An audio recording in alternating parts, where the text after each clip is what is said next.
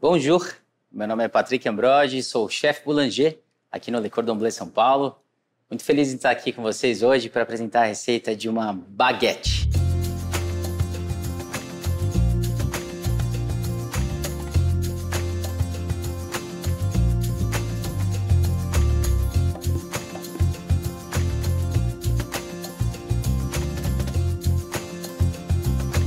Bom, para a gente fazer essa baguete, nós vamos precisar de alguns ingredientes bem simples, que são a base da boulangerie: farinha, água, sal e fermento.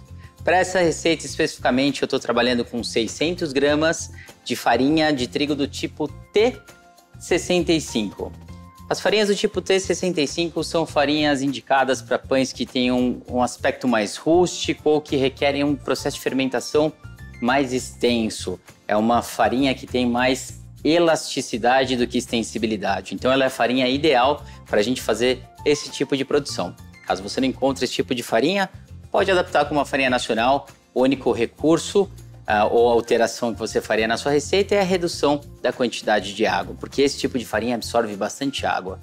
Uma outra recomendação que eu acho que é interessante: existem outros tipos de farinha que podem ser agregadas a essa receita, como por exemplo uma T80 também francesa, ou ainda fazer um mix de farinhas, como por exemplo 80% de farinha branca, 20% de farinha integral, aí vai do gosto de cada um. O objetivo final nosso vai ser sempre atingir uma baguete.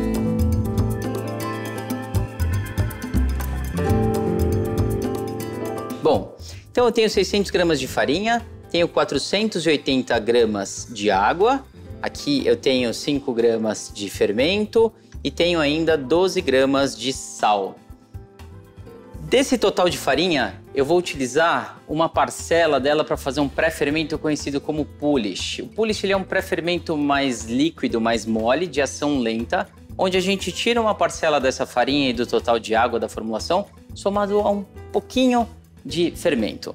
No meu caso aqui eu tirei 180 gramas do total de farinha de trigo, então dos 600 gramas eu tirei 180 e sobraram aqui 420, e eu coloquei a mesma quantidade em água. Então aqui eu tenho 180 de farinha e também 180 de água.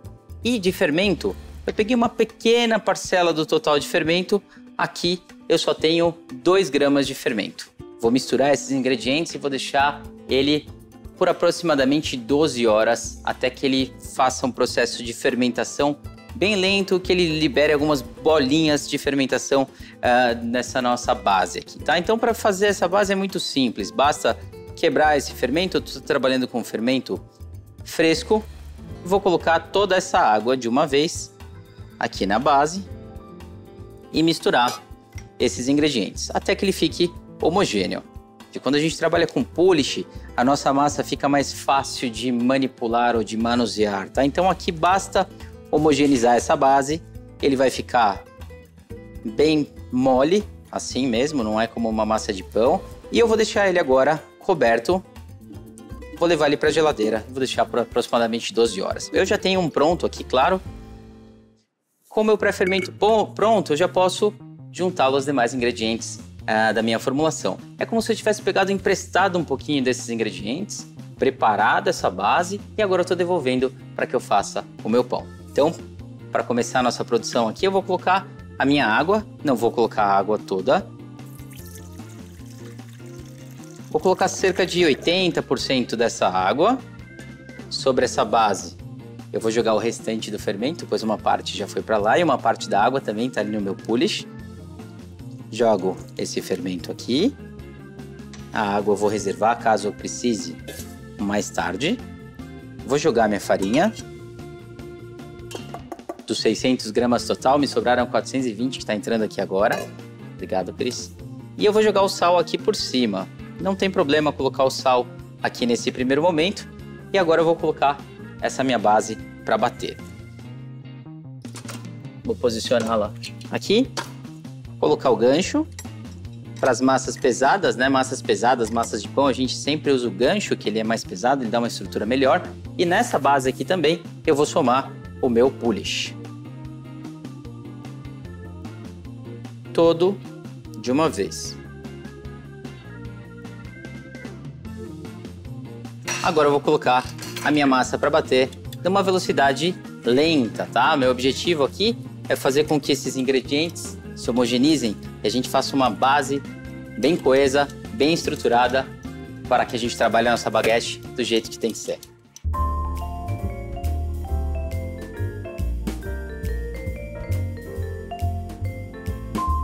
Ok, nossa massa, a gente observa que ela está bem estruturada.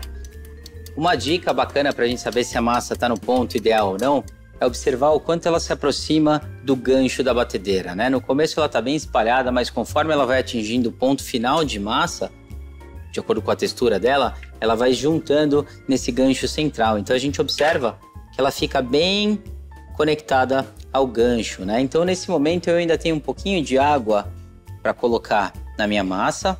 E eu vou aumentar a velocidade para fazer a adição dessa água. A gente conhece esse processo como bacinagem.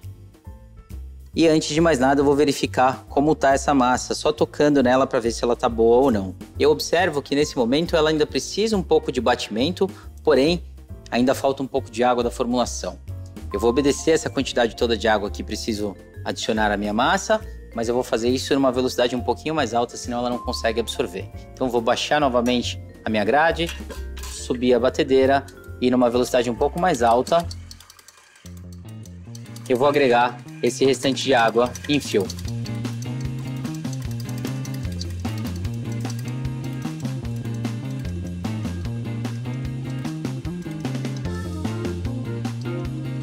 E vou continuar batendo até que ela absorva toda essa água. Aqui eu vou deixar com que todo esse processo se desenvolva de forma natural. E quando eu falo de forma natural, eu tenho aqui farinha, mais água, mais ação mecânica, com o objetivo principal de desenvolver a cadeia de glúten do meu pão. E é essa cadeia de glúten que vai ser responsável por toda a estrutura dessa massa, que agora sim está mudando e absorvendo o restante daquela água. Assim que ela se conectar novamente ao gancho, eu vou parar e ver como está essa massa. Está quase lá.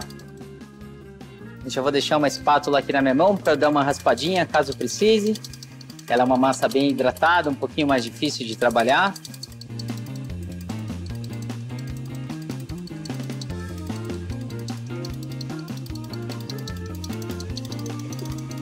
Ok. Ela se conectou novamente ao gancho, eu vou parar só para ver se realmente ela tá novamente coesa, né? Então vou observar, se ela estiver coesa, eu continuo o meu processo. Aproveito para raspar as laterais aqui, se tiver alguma massa solta, ela volta ali para a massa principal. Ainda falta um pouquinho de batimento e eu vou continuar esse batimento numa velocidade mais alta, porque ainda é água que não foi totalmente absorvida. Então continuo uma velocidade alta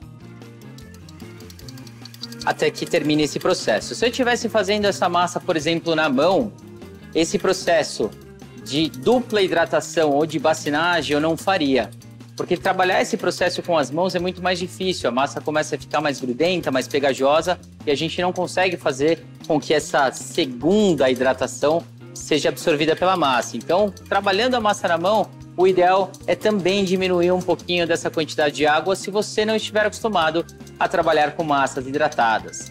Para massas mais hidratadas, como a massa da baguete, por exemplo, existem técnicas que permitem que a gente consiga agregar mais água sem a necessidade de ficar colocando mais farinha ou a massa ficar grudando na sua bancada.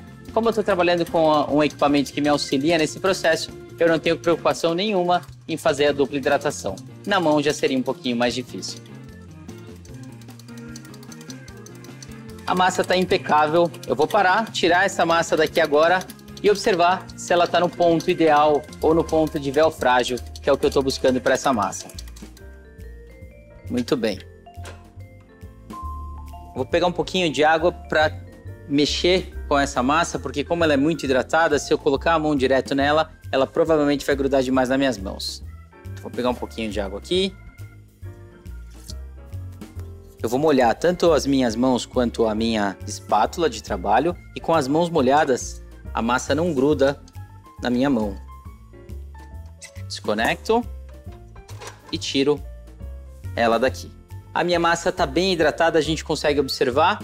Se eu colocar as mãos na massa sem estar com as mãos molhadas, ela vai grudar. Então eu molho aqui a minha mão porque ela para de grudar. Ó, Posso colocar a mão quantas vezes eu quiser, desde que ela esteja molhada. Se a mão estiver seca, ela gruda, tá?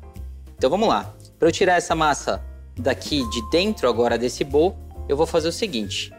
Um pouquinho de farinha na minha bancada, vou secar a bancada, minha superfície de trabalho. Tirar esse restinho de água e colocar um pouco de farinha aqui. Joga a farinha bem espalhada.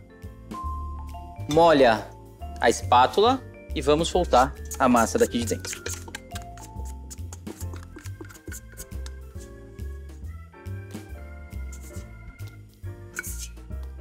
Toda na mesa. Legal.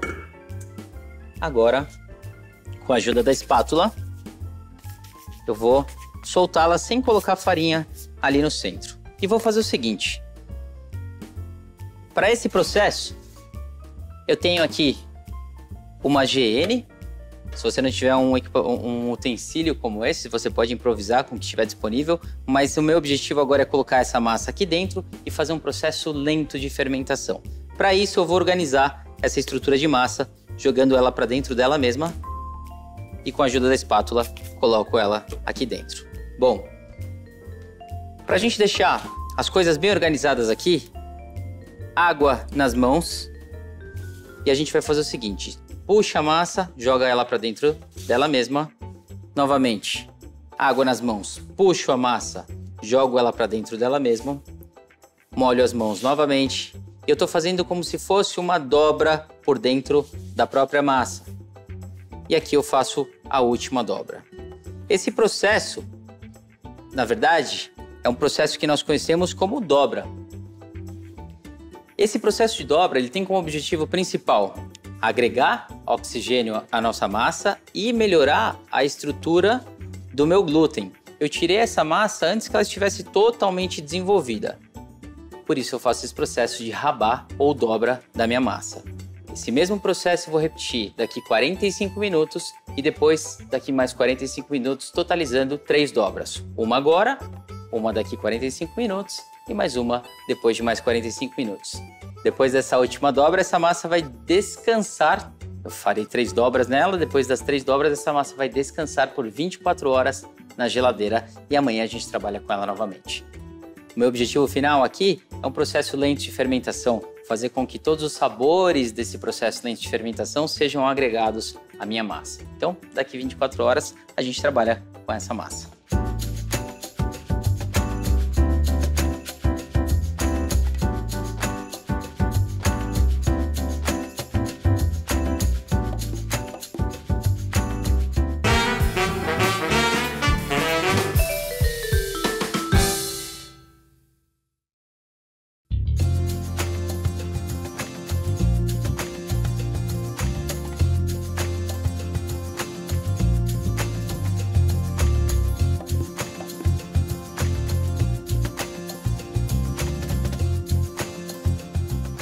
Eu já tenho uma massa aqui com 24 horas que ficou na geladeira durante esse período, o que fez com que ela agregasse bastante sabor e tivesse um crescimento bastante lento.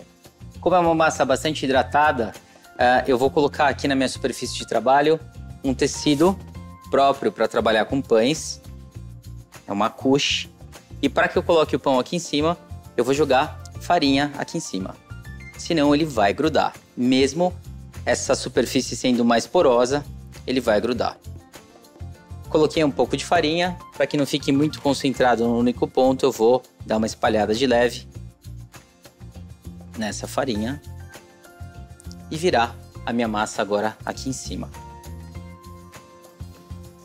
O que a gente observa na massa também é que ela se desenvolveu bastante durante essas 24 horas em que ela descansou, ainda que bastante lentamente ela ganhou um bom volume. Então agora eu posso colocá-la aqui. Antes de colocar, eu também vou colocar um pouquinho de farinha. Antes de virar essa massa aqui em cima, eu vou colocar um pouquinho de farinha por cima dela, somente para que eu consiga manusear essa massa. Com a ajuda da espátula, eu solto as laterais. Com a massa já solta, eu vou virá-la aqui de uma vez. Então eu vou dar um golpe para que ela caia aqui de uma vez. 1, 2, 3, virou. Espera que ela caia. Não precisa forçar.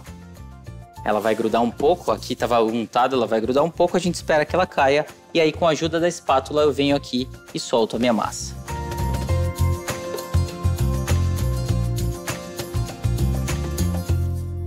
A gente observa que mesmo num processo lento de fermentação, ela se desenvolveu bastante, né? Eu consigo enxergar aquelas teias, é o mesmo efeito que a gente enxergava ali no polish, né? E essa massa aqui está pronta para ser trabalhada, então. Vou colocar um pouquinho só de farinha em cima, sem concentrar demais em nenhum ponto, e eu vou dividir essa massa agora em 3 peças. 3 peças de 350 gramas aproximadamente, que é o peso de cada uma dessas baguetes. Se você tiver uma balança, utilize-a para fazer a divisão por igual. Do contrário, você pode fazer somente uma divisão aproximada dessa baguete, tá? Então aqui eu já tenho as 3 peças que vão se transformar numa baguete e a partir dessas 3 peças agora eu tenho que fazer uma pré-modelagem. A pré-modelagem da baguete talvez ela seja tão importante quanto a modelagem final. Se a gente não fizer uma pré-modelagem bem feita, pode ser que lá na frente eu tenha uma dificuldade na hora de abrir essa baguete. Então, para isso, eu vou colocar ela aqui no centro, vou deixar 2 laterais bem paralelas, puxo uma das faces e jogo até o centro. Sem baixar essa fermentação, sem apertar demais, eu dou uma colada nessa massa. De novo, aqui desses cantinhos, eu puxo essa massa aqui para dentro, pressionando. Estou fazendo em cima da couche justamente porque ela está enfarinhada e não vai grudar.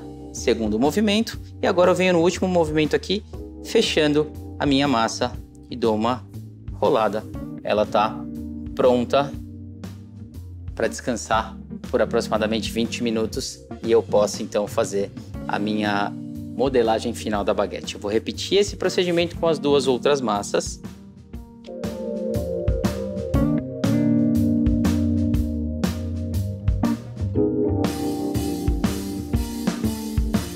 Então eu tenho 3 massas aqui agora pré-modeladas para que elas se transformem em uma baguete.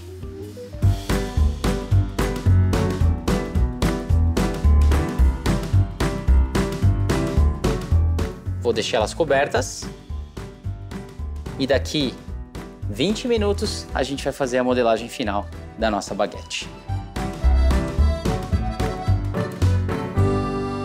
Após esse processo de 20 minutos de descanso, a massa está pronta para ser modelada. Como se trata de uma massa bastante hidratada, eu vou montar mais uma couche para que ela descanse agora modelada. Para isso, eu vou colocar uma assadeira grande, que vai permitir que eu mexa ela, se precisar tirar ela daqui, levar ela para algum lugar para fermentar.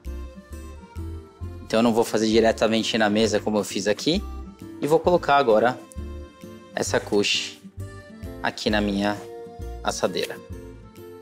Para a primeira massa, eu vou colocar um pouquinho de farinha e vou espalhar essa farinha agora ao longo da minha couche. Lembrando que esse processo em casa você pode fazer utilizando um pano de prata, um pano de algodão, um pano de linho, que vai dar o mesmo efeito do que eu estou fazendo aqui. Vou colocar um pouco de farinha caprichado agora na mesa e vou lá para a primeira massa que eu trabalhei. Bom, tiro a massa com bastante cuidado, a parte de cima dela eu vou voltar para baixo. Com a mão em concha eu vou fazer um movimento do centro para as bordas, do centro para as bordas, até que eu consiga fazer com que essa parte superior dela fique bem baixa. Verifica se a massa está solta e se precisar coleta um pouquinho de farinha da própria mesa. Essa parte de cima onde nós baixamos, ela vai servir como uma referência para a minha dobra. E eu não baixei essa parte de cima porque eu quero que todos os gases da fermentação fiquem retidos aqui dentro da própria massa. Se eu batesse comprimindo a massa, esses gases iriam certamente escapar aqui da minha massa. Então para isso agora eu vou fazer o seguinte, pego essa ponta, jogo aqui para dentro e vou fazendo esse movimento até o final. Aqui nas pontinhas eu vou jogar para dentro só para ficar um acabamento melhor. E de novo, com o dedão eu puxo a massa e o dedão empurra a massa para dentro dela mesmo. E eu vou baixando a fermentação e colando a massa. E agora por último, eu vou usar essa parte da mão com farinha para que eu faça o fechamento da massa. Antes de mais nada, verifico se essa massa está colada ou não na mesa, coleto um pouco da própria farinha, da bancada e agora sim eu venho fechando a minha massa. E basta agora girar ela até o tamanho proposto. Lembra que é o tamanho do seu forno que vai determinar o quanto você vai alongar da sua baguete, tá? Aqui eu tenho a costura da minha baguete, verifico se ela está bem fechada e com a costura voltada para cima, eu giro ela mais uma vez para ela ficar para baixo e vou pegar essa baguete e colocar aqui. Observem que aqui tem um trabalho bastante cuidadoso. Se eu pegar a baguete pelas pontas, o próprio peso dela vai fazer com que ela forme uma letra U, estendendo muito o tamanho dela. Então eu vou usar a parte mediana dessa baguete para colocar ela ali. Verifico se ela está solta, viro ela ao contrário e coloco ela deitada aqui na minha assadeira. Ajeito. Faço uma dobra. Jogo um pouco de farinha. E eu vou para a próxima baguete agora. Mais um pouco de farinha. Venho aqui na próxima massa agora. O lado de cima eu vou virar para baixo. Isso é o mais importante. Enquanto isso, eu deixo a minha última baguete coberta. Solto ela.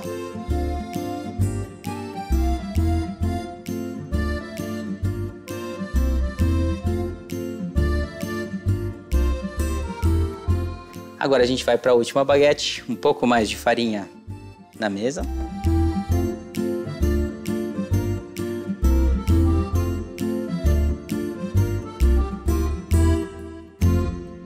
E agora eu vou dobrar aqui mais uma vez e cobrir a minha baguete.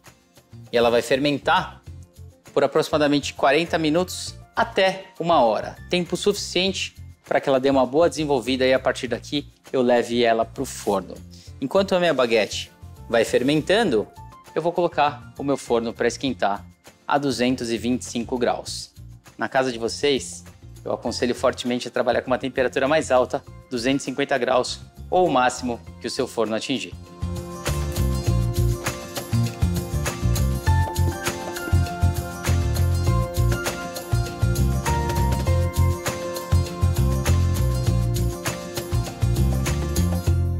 Bom, passados 1 hora, a nossa baguete já se desenvolveu, já fermentou o quanto ela precisava. Eu estou com as 3 baguetes prontas para serem levadas ao forno. Meu forno está bem quente agora. Então, o que eu vou fazer aqui agora é desconectar essas baguetes uma da outra. Bem simples o processo. Eu vou pegar aqui no meu armário uma assadeira que vai ser levada para o forno. Essa assadeira já está untada. Então, a primeira coisa que eu vou fazer é descolar essa baguete. Então, eu tenho que, com a ajuda dessa planchete aqui, desconectar e dar um giro na minha baguete. Feito isso, eu devolvo ela para cá agora. Então a face de cima está aqui de novo e venho aqui e giro ela de uma vez na minha assadeira. Alinha ela com a ajuda da sua prancha, tiro o excesso de farinha e está pronto. Vou repetir o processo.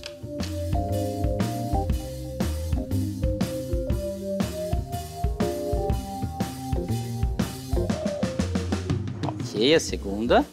E agora, por último, eu vou repetir esse movimento na última baguete. Posso até usar o próprio tecido para fazer esse tombo. E aqui agora, e jogo a minha baguete para cá. Posiciono ela no último cantinho, alinho com a ajuda da própria prancha. As 3 estão posicionadas. E a característica mais marcante da nossa baguete, eu estou trabalhando com uma baguete menorzinha, são os cortes, a grinhagem da nossa baguete, né? Isso é a assinatura do padeiro. Então a assinatura do padeiro, cada um vai ter a sua. Mas o corte principal que a gente vai observar é que na nossa baguete um pouquinho menor eu vou fazer 3 cortes ao longo de toda a superfície dela, tá? Esses cortes, eles vão ser, além de estéticos, um ponto de vazão de vapor do nosso pão. É por ali que vai escapar o vapor e ele ainda vai direcionar o crescimento correto dessa nossa baguete de tradição. Então vamos lá. Para fazer esse corte, eu vou traçar uma linha imaginária no centro da baguete. Aqui eu só estou fazendo uma marca para vocês verem. Então eu vou fazer de uma vez, sem pensar muito. 1, 2, 3. fiz um pouquinho menor esse corte para que ele coubesse em toda a superfície do nosso pão. E aqui de novo, 1, 2 e 3, tá? Observem que eu trabalhei com a minha mão um pouquinho mais lateralizada para a gente conseguir formar uma boa pestana, né? Para que ele abra e fique bem bonito. Cortou, forno.